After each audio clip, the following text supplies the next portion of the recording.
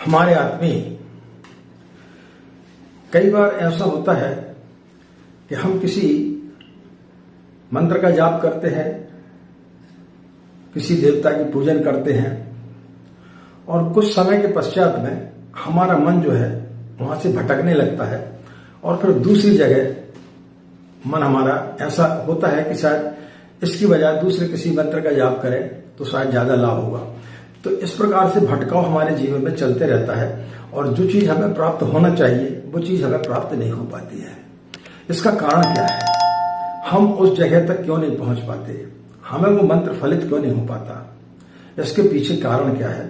चलिए जानते हैं।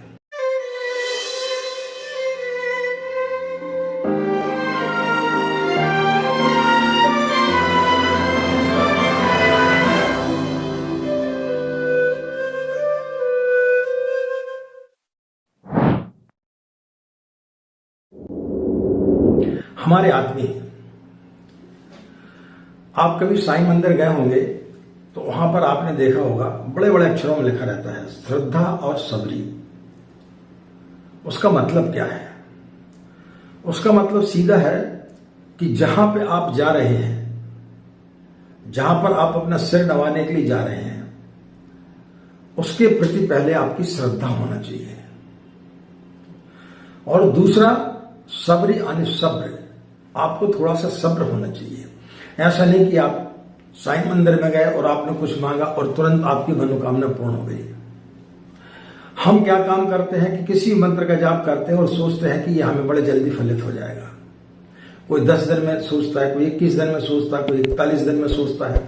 तो ये किसी ज्योतिषी के द्वारा बताए हुए कोई टोने टोटके नहीं है कि कोई लाल किताब का टोटका है कि 41 दिन तक करो, 21 दिन तक करो तो आपको लाभ हो जाएगा। ऐसा नहीं है। इसके पीछे क्या तथ्य छुपा हुआ है? अभी कुछ दिन पहले एक बहन का हमारे पास में व्हाट्सएप पर मैसेज आया।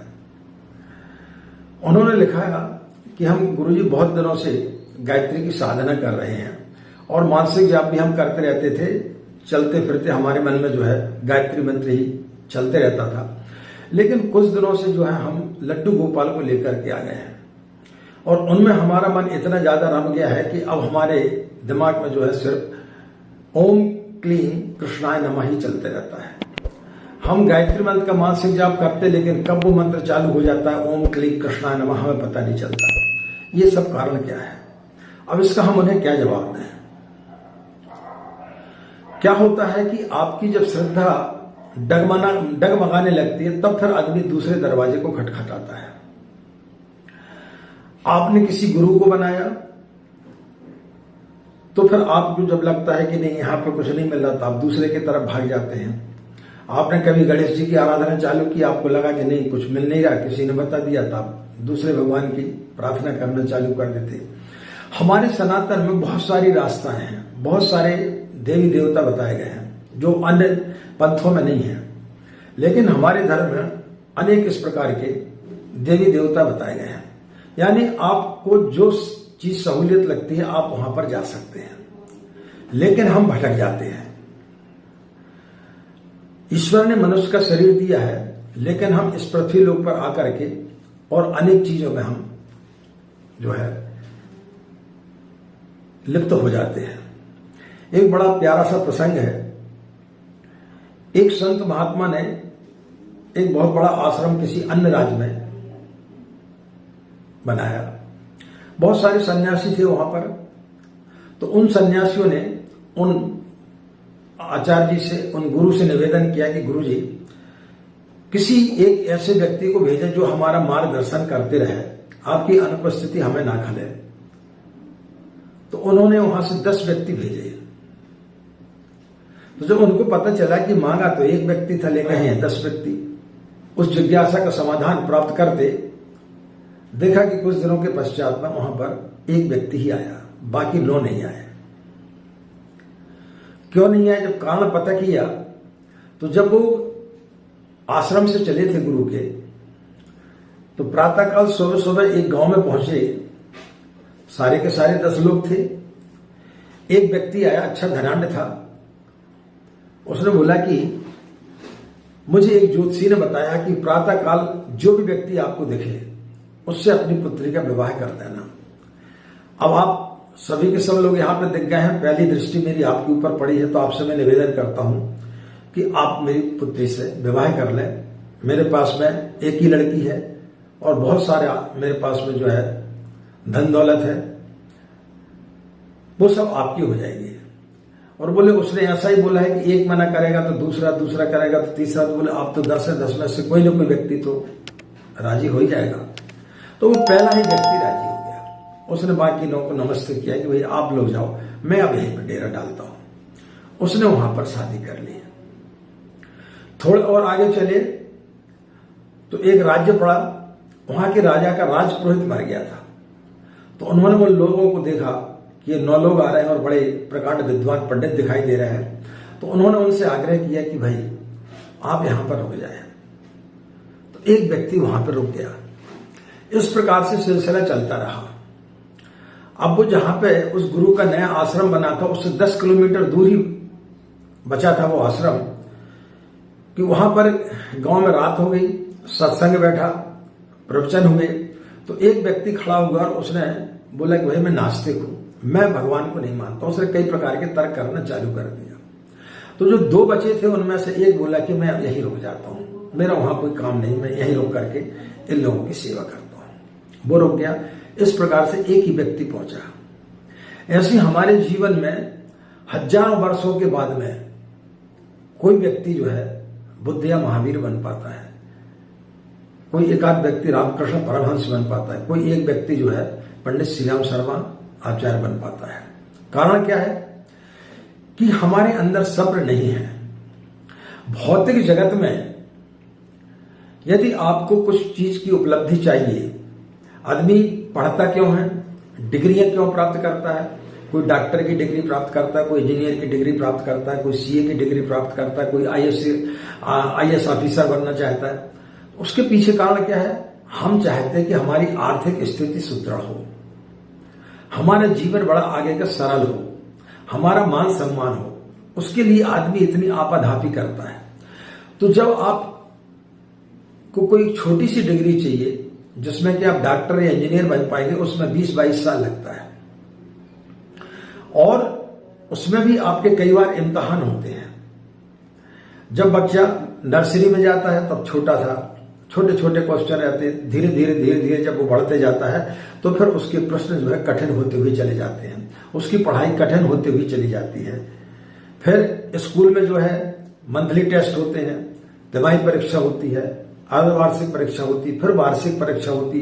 फिर उनमें देखा जाता है कि इसकी अटेंडेंस कितनी है, इसने कितने दिन स्कूल या कॉलेज अटेंड किया है, इसका आचरण कैसा रहा है, उसके आधार पर भी उसको नंबर मिलते हैं। तब कहीं जाकर के आप जो है 25-50 हजार रुपए की नौकरी पाने के अधिकारी बनते हैं। लेकिन जब हम भगवान की साधना करते तो हमें ऐसा लगता है कि 10 दिन में हमारी साधना पूरी हो जाए। अब होता क्या है कि हमें भूल जाते हैं कि हमारे जीवन में भी जब हम किसी भगवान की पूजन करते हैं कि हम किसी देवी देवता की पूजन कर हमें तुरंत उसका लाभ प्राप्त हो जाए, तो भगवान इतना सरल तो नहीं है। तब होता क्या है कि जब हमारी परीक्षा होती है और जब हम उसमें परीक्षा में उत्तीर्ण होने वाले होते हैं और हमारा मन डुल जाता है, हम उन परीक्षाओं से भाग जाते हैं और तुरंत किसी और को पकड़ लेते हैं। आपने कभी केबीसी का कार्यक्रम सुना होगा, देख अमिताभ बच्चन उसका संचालन करते हैं।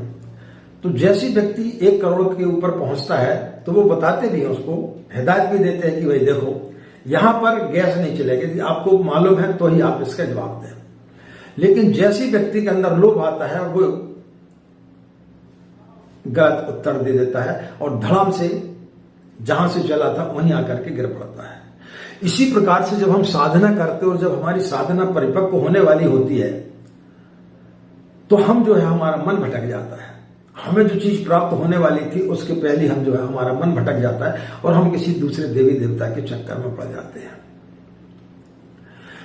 आपकी आस्था आपके माता पिता पर होनी चाहिए, क्योंकि वही आपके सब कुछ है। प्रातः काल उठ के रघुनाथा, माता पिता गुरु नावहि माता। माता पिता और गुरु ये बदले नहीं जा सकते हैं। लेकिन इसके अलावा आपके भाई भी हैं, बहन भी है, आपके मामा है, फूफा है, जीजा है, ताऊ है, उनके प्रति भी आपकी श्रद्धा होती है। ऐसा नहीं कि आप उनको इग्नोर कर सकते हैं, उनके प्रति भी आपकी श्रद्धा होती है। लेकिन जो माता पिता आपके लिए कर सकते हैं, जो माता पिता के प्रति श्रद्धा, यदि आप माता पिता को छोड़ दें और माता पिता की अवहेलना कर दें और फिर उनका केवल सम्मान करते रहे, तो वो चीज प्राप्त आपको नहीं हो सकती है। इसी प्रकार हम क्या काम करते हैं कि जिस इष्ट को हमने पकड़ा है उस इष्ट की पूजा न करके हम फिर किसी दूसरे को पकड़ लेते हैं, तो वो तो हमारा गया ही, वो भी फिर प्राप्त नहीं हो पाता।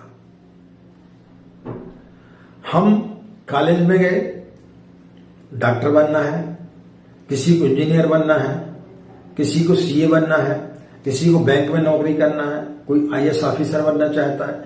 लेकिन क्या होता है कि हम 1-2 साल के बाद में हमारा मन उब जाता है और फिर उसके पश्चात आप इंजीनियरिंग में चले जाएं, मेडिकल से, इंजीनियरिंग के बाद आप जो है सीए में चले जाएं, तो क्या होगा कि आपके 8-10 साल खराब हो जाएंगे और आप वहीं खड़े रहेंगे। लेकिन यदि आपने 5 साल तक जो है मेहनत कर ली होती तो आप डॉक्टर या इंजीनियर या सीए बन गए होते। एक ही जगह यदि आपने किसी चीज को पकड़ लिया होता तो बाकी चीजों का आप सम्मान करें, अपने परिवार का सम्मान करें, लेकिन जो इष्ट है अपना, उसके प्रति अपनी श्रद्धा अगाध होना चाहिए। बगैर श्रद्धा के कोई भी चीज फलित नहीं होती है। और उसके साथ में होना चाहिए सब्री, यानी सब्र। तो जिस व्यक्ति के अंदर सब्र नहीं है वो व्यक्ति फिर जो है साधना में सफल नहीं हो पाता है। तो यही कुछ हाल उस बहन का हुआ कि उसने कुछ समय तक गायत्री की साधना की और जब लगा कि नहीं अब तो बहुत सारी परेशानी आ रही है, जब देखो तब वो इतनी ज्यादा, जो व्यक्ति गायत्री की साधना करता है उसके जीवन में भूत प्रेत बाधाएं इस प्रकार की चीजें नहीं आती। लेकिन जब देखो तब वो जो है हमें मैसेज करते थे, गुरुजी आज हमारा बच्चा दूध नहीं पी रहा, गुरुजी आज हमको बहुत ज्यादा नींद आ रही, गुरुजी आज हमको ऐसा हो गया, गुरुजी आज हमको वैसा हो गया। तो जो व्यक्ति इतना ज्यादा भ्रमित होता है, छोटी छोटी चीजों में जो है एक आदमी विचलित हो जाता है, तो फिर उसको गायत्री मंत्र फलित कहां से हो रहा है। गायत्री मंत्र सबसे पहले व्यक्ति की जो है आत्मबल को मजबूत करता है। यदि आपका आत्मबल ही मजबूत नहीं है तो फिर आपको मंत्र कैसे फलित हुआ। परमात्मा तक पहुंचना है, मंत्र की यदि आपको सिद्धियां प्राप्त करना है तो उस जैसा आपको बनना पड़ेगा। यदि आप दूध रख दो और सोचे कि आप ये दही बन जाएगा तो नहीं बनेगा, उसमें दही बनाने के लिए आपको उसमें थोड़ा सा दही डालना पड़ेगा, तब वो दही बनता है। इसी प्रकार से जब आप किसी मंत्र का जाप करते हैं तो उस जैसे गुण आपको कुछ लेना पड़ेगा। जब आप उस जैसे गुण ले लेते हैं तब वो मंत्र आपको फलित होना चालू हो जाता है। लेकिन हम करते क्या है, हमारी श्रद्धा एक जगह नहीं टिकी रहती है। आज इधर, कल उधर, परसों उधर। आज किसी ने बोल दिया तो इसका जाप करने लगे, कल किसी और का सुन लिया तो उसका जाप करने लगे। अब किसी ने बोल दिया कि महिलाओं को गायत्री मंत्र का जाप नहीं करना चाहिए। तो जिस गुरु से तुमने दीक्षा ली है उस गुरु के बारे में तुमको कुछ पता ही नहीं है कि उसने कितनी सिद्धियां प्राप्त की हैं, उसने अपना जीवन कैसे जिया है, उसने गायत्री का स्वयं साक्षात्कार किया है। उस गुरु के माध्यम से आपको गायत्री मंत्र दिया गया है।